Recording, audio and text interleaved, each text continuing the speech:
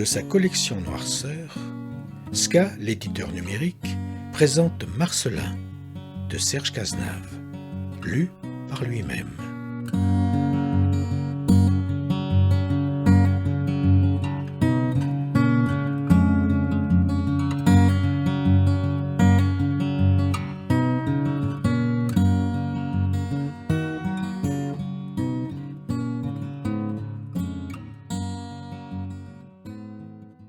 Tout le monde n'a pas la chance d'être né fils de riches quincailliers bazar, disparu en mer aux abords de Venise lors d'une croisière à 650 € la semaine.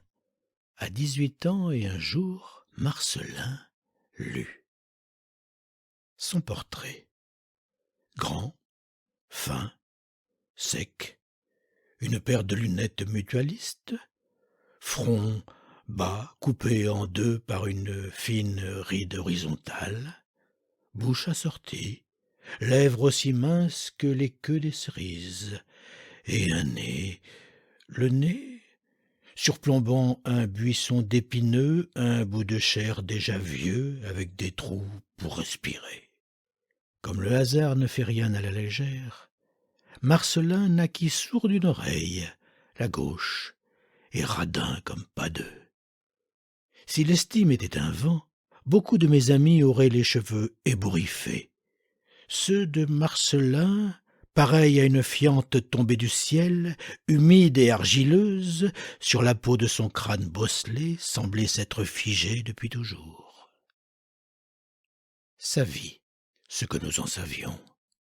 Enfance solitaire, deuil des parents, vente du commerce familial, acquisition de l'ancienne maison du docteur Fretin, décédé, Villa Verlaine, achat d'un costume, 40 années, 160 saisons, 14 600 jours et autant de demi-baguettes trempées dans du chocolat. Sa mort, prématurée. Détail. Il fait sombre à l'intérieur de la quincaillerie. Dehors, il pleut à verse. L'achat d'un joint, comme celui d'un kilo de pointe de tapissier, prend plus de temps que d'habitude. Le patron a sorti son pied à coulisse et tente de prendre la mesure de la rondelle en caoutchouc sans forme que son client lui a apportée. La patronne a déposé 3 bonnes poignées de semences sur le plateau de la balance. Pour faire le compte, elle en retire quelques-unes, en rajoute, en retire. Un bruit sourd interrompt sa pesée. Les regards du couple de commerçants se croisent. Les clients vérifient sous leurs semelles. Quelque chose de mou vient de tomber sur le plancher. Tour d'horizon des étagères. Rien ne manque.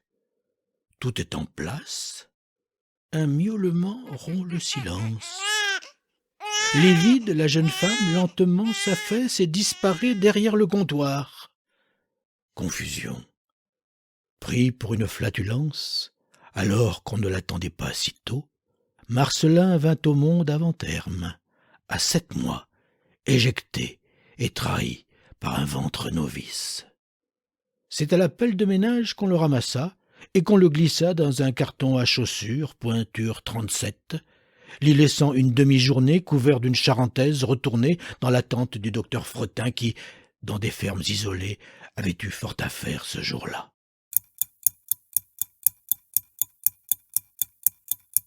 La tête alourdie par des sentiments précoces, il était de ces enfants qui parlent avec leur nuque. « Tu m'en mets 10, Mars. Moi aussi j'en veux 10, et un calot. » Aux billes, lui, il n'y jouait pas. Juste, il nous les servait. Quand nous entrions dans la boutique, sévère, ses parents l'appelaient. « Marcelin, viens t'occuper de tes amis. » Il ne mettait jamais très longtemps pour arriver. À croire qu'il passait ses heures à attendre qu'on le siffle, debout derrière le rideau en perles brunes qui séparait le magasin de la réserve. En nous voyant, il savait déjà ce que nous venions chercher. Sans nous regarder, il longeait le comptoir au bout duquel trônait le bocal qui contenait les billes, puis, après l'avoir dévissé, nous offrant son profil déficient, durant quelques secondes, nous oubliait. « Des bleus, tu me mets des bleus !» Il n'entendait plus rien. Une main plongée dans les agates, il rêvait, ou plutôt non, forant et malaxant la matière prisonnière, douce et caressante, soumise et amoureuse comme devraient l'être toujours les doigts d'une mère, ou plus tard ceux d'une amante, plaisir qu'il ne connut, il jouissait, oui c'est ça, il jouissait, et au travers de la paroi en verre, sans que nous en ayons conscience, le remous hypnotique de ses phalanges se mêlant aux billes, nous racontait sa vie, grouillante et délicieuse, bousculée souvent, mais se reformant sans cesse, magnanime.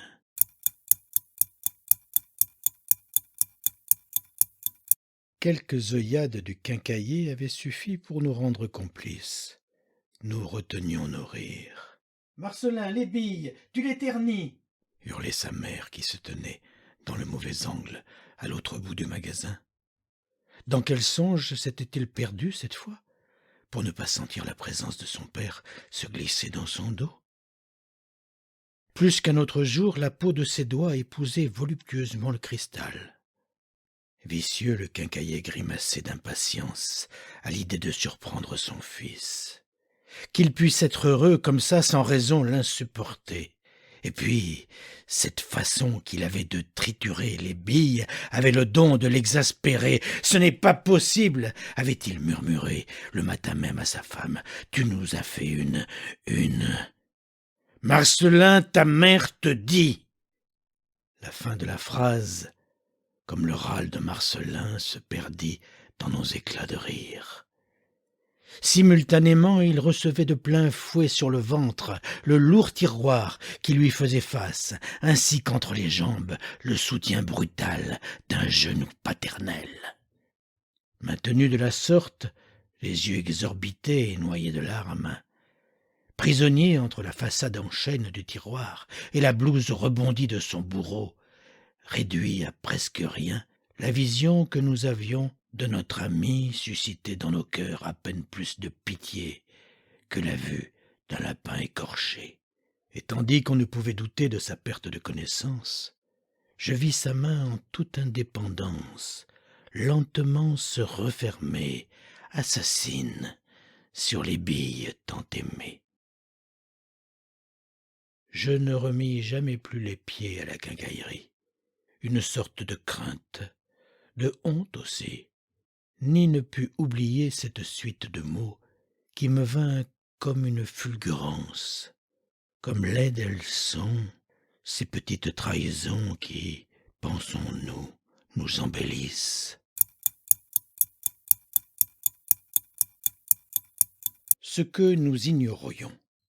Dès l'apparition de sa première dent, Marcelin prit la direction de la cave.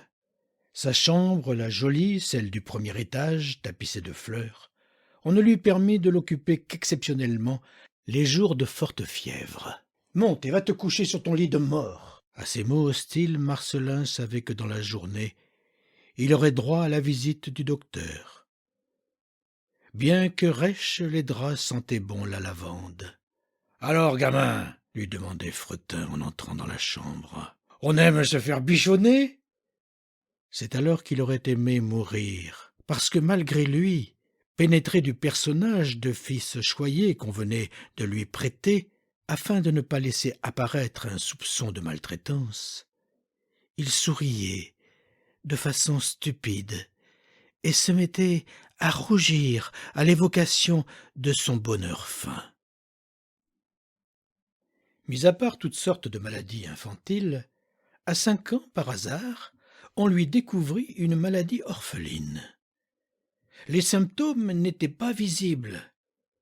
Prudence requise, moyennant des honoraires amis fixés au quart du tarif subventionné, une consultation mensuelle fut ordonnée et acceptée. Ces rendez-vous durèrent jusqu'à sa puberté. Entre-temps, à titre privé et gracieux, des séjours d'observation au domicile du bon docteur, d'1 à 2 journées, parfois plus, s'avérèrent nécessaires pour contrer la pernicieuse affection. Pour un meilleur suivi et plus de liberté, le vieux médecin qui s'était pris de tendresse pour cet enfant alla jusqu'à sacrifier une partie de son jardin de curé pour y faire bâtir sa petite clinique, comme il aimait la nommer en désignant le nouvel appentis. Marcelin ne détestait pas ces changements de domicile.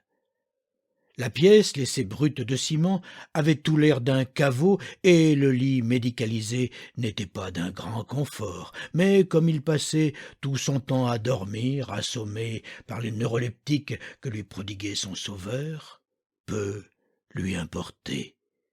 Être loin de ses géniteurs était de toute façon ce qu'il pouvait rêver de mieux. Ce qui me fut rapporté. Son refuge, la villa Verlaine, était tout ce qu'il aimait. Il y vécut de nombreuses années sans pratiquement en sortir, sans en rien changer non plus, ne recevant personne, sans télévision ni radio, ne renouvelant plus depuis fort longtemps son abonnement de téléphone et même d'électricité. Au village, on finit par l'oublier. L'ancienne quincaillerie, située tout en haut de la rue principale, fut remplacée par un pressing pour devenir, suite à un incendie, une boutique d'objets plus ou moins exotiques qui ne tint pas de saison. Le local serait à nouveau proposé à la vente, ai-je appris. Le climat ces temps-ci n'est pas propice aux affaires, mais la route tourne, le monde change, c'est la vie. Marcelin, lui, ne changeait pas. Protégé par son solide exosquelette en meulière et tuiles romanes, installé confortablement un livre à la main, devant la riche bibliothèque que son protecteur lui avait léguée, coulant des heures heureuses comme les aiguilles de sa vieille montre, une authentique Vacheron, elle aussi offerte, il se calcifiait en silence, aimablement, le minéral le sait mieux que le vivant. Il n'avait pas encore osé s'attaquer à la Pléiade. Le papier Bible et les petits caractères de la collection l'impressionnaient. Cependant, un jour qu'il s'était décidé à passer outre ses appréhensions, en retirant d'un rayon les essais de Montaigne, il découvrit, plaqué contre le fond du meuble, un vieux Leica. L'appareil photo, de l'épaisseur d'une boîte de sardines, était encore chargé. La fenêtre de contrôle d'avance du film affichait 8/12. Sa curiosité, pour une fois, surpassa ses craintes. Mieux, un besoin de reconnaissance l'envahit. Jamais il ne s'était vu en photo, jamais. Pas une seule fois ses parents n'avaient cherché à le fixer sur la pellicule. Et pour la première fois de sa vie, une vague de tendresse le submergea. Ses mains se mirent à explorer son corps, et tandis qu'il sanglotait, qu'il riait et qu'il se tripotait en avalant avec difficulté des glaires lourdes d'épis de presque un demi-siècle, dévêtu, devant la glace du salon, par 4 fois, il s'immortalisa. 3 photos en pied et un portrait. Quelques minutes plus tard, il poussait la porte d'Objectif Photo, située sur la Grand-Place et posée sur le comptoir, le vieux Leica. « Je ne l'ai pas ouvert, » dit-il sans préambule. « C'est ancien !» Le photographe retira avec précaution l'antique pellicule argentique et lui demanda son nom.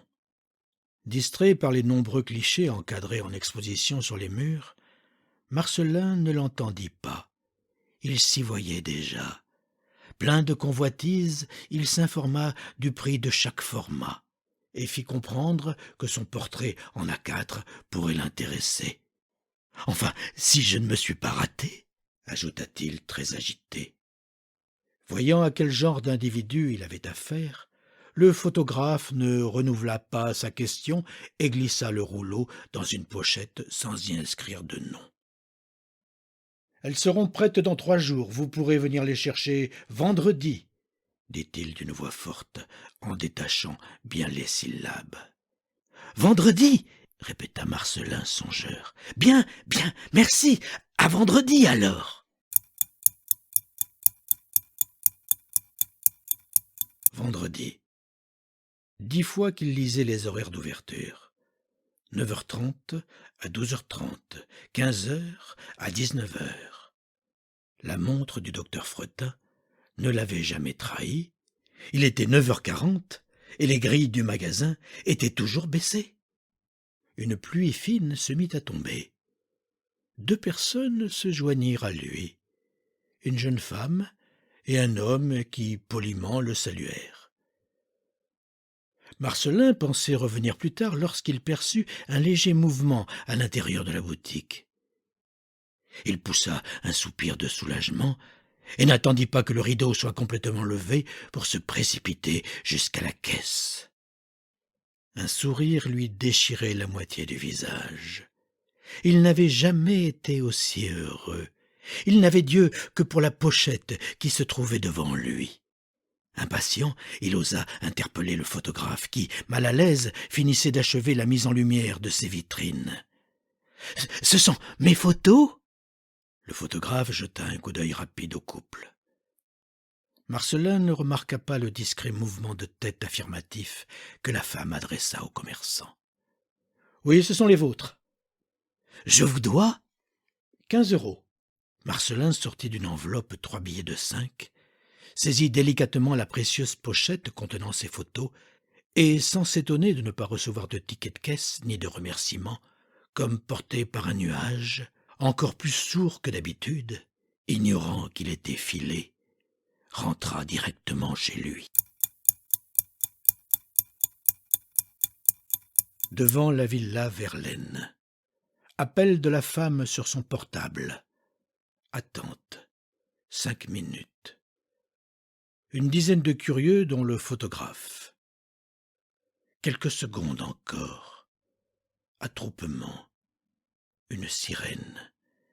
Précipitation. Coup frappé à la porte sans résultat. « Police, ouvrez !» Clôture enjambée. Dans la cuisine.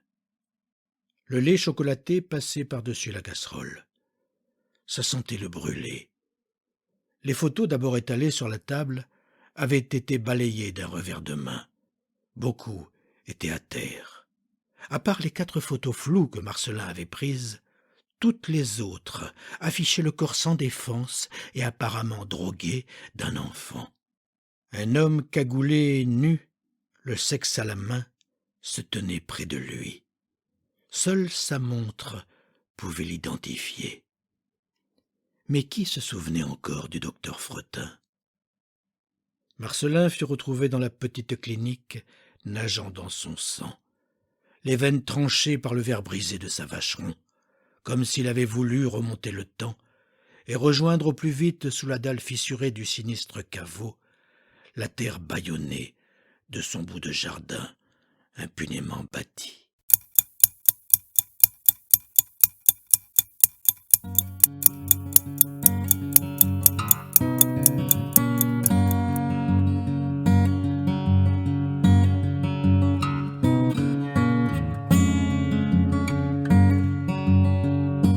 Cette nouvelle est à paraître prochainement sur skaediteur.net.